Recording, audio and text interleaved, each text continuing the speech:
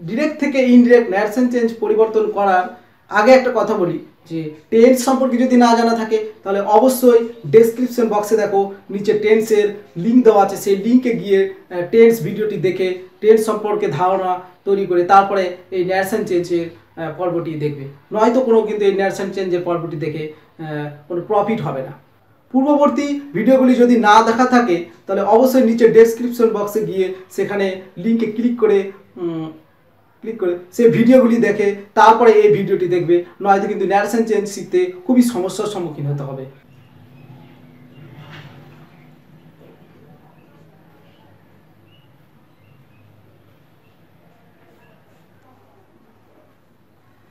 তো তৃতীয় সূত্রতে যেটা বলা হয়েছে দেখো যে আরভি যদি পাস্ট টেন্সে থাকে এবং আরএস প্রেজেন্ট টেন্স, তাহলে সেক্ষেত্রে আমরা কি করব? সেক্ষেত্রে যেটা করতে হবে যে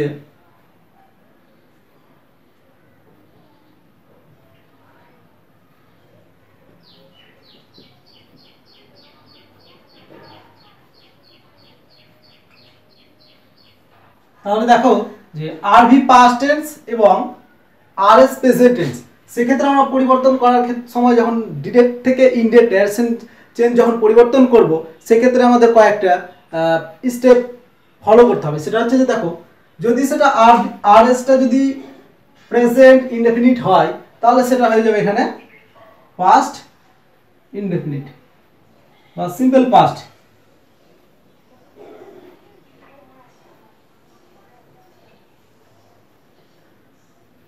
ঠিক আছে, তাহলে প্রেজেন্ট ইনডেফিনিটটা সেটা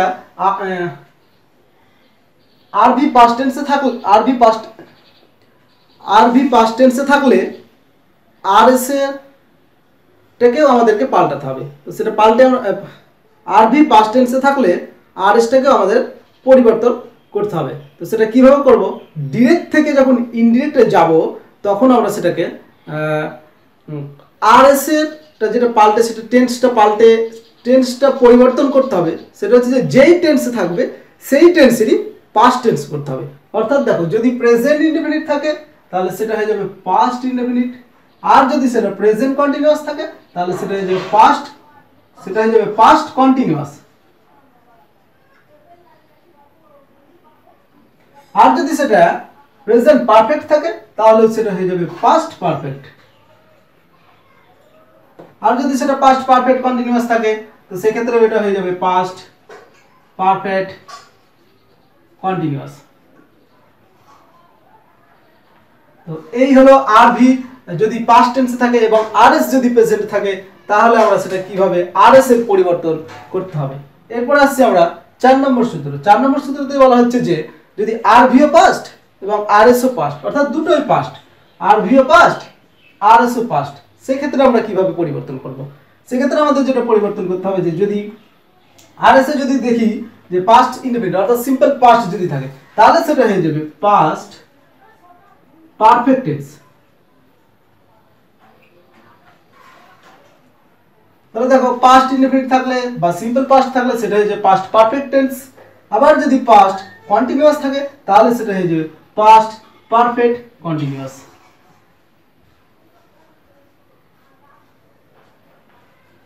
তাহলে পাস্ট কন্টিনিউয়াস তাহলে পাস্ট পারফেক্ট কন্টিনিউয়াস, আবার যদি পাস্ট পারফেক্ট থাকে তাহলে কি করব? সেটা হয়ে যাবে পাস্ট পারফেক্ট টেন্স।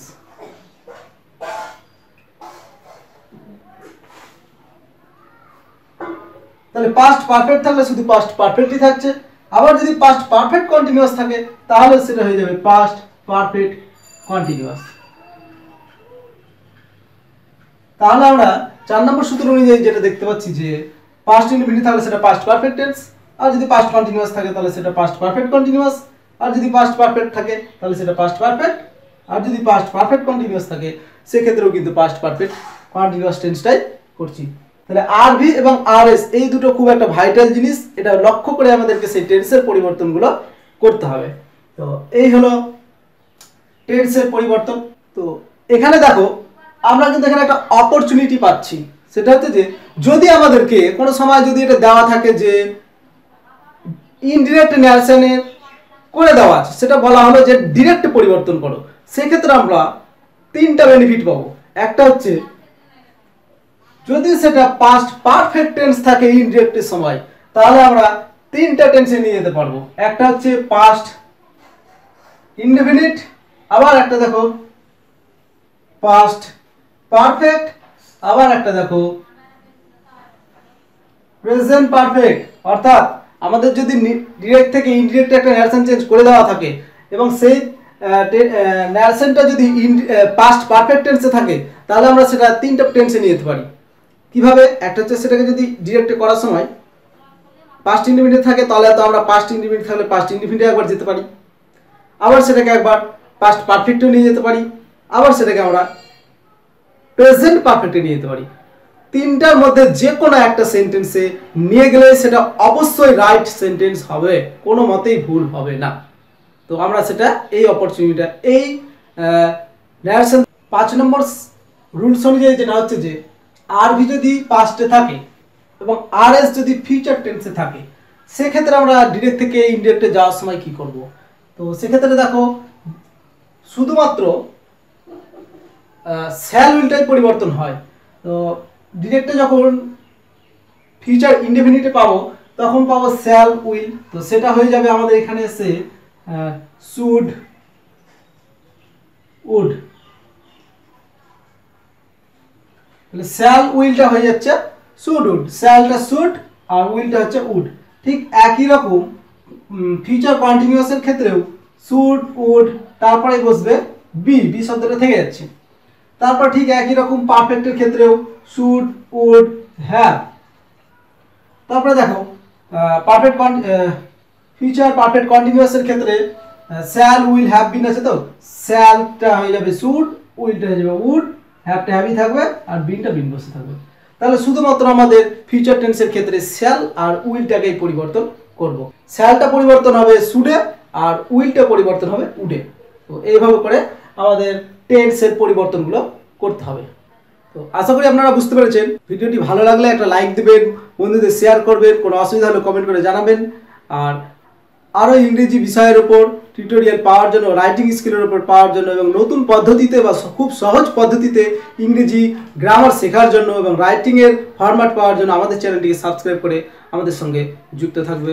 আজকে এই পর্যন্ত, পরবর্তী টিউটোরিয়ালে আবার আপনাদের সাথে দেখা হবে। সবাই ভালো থাকবেন।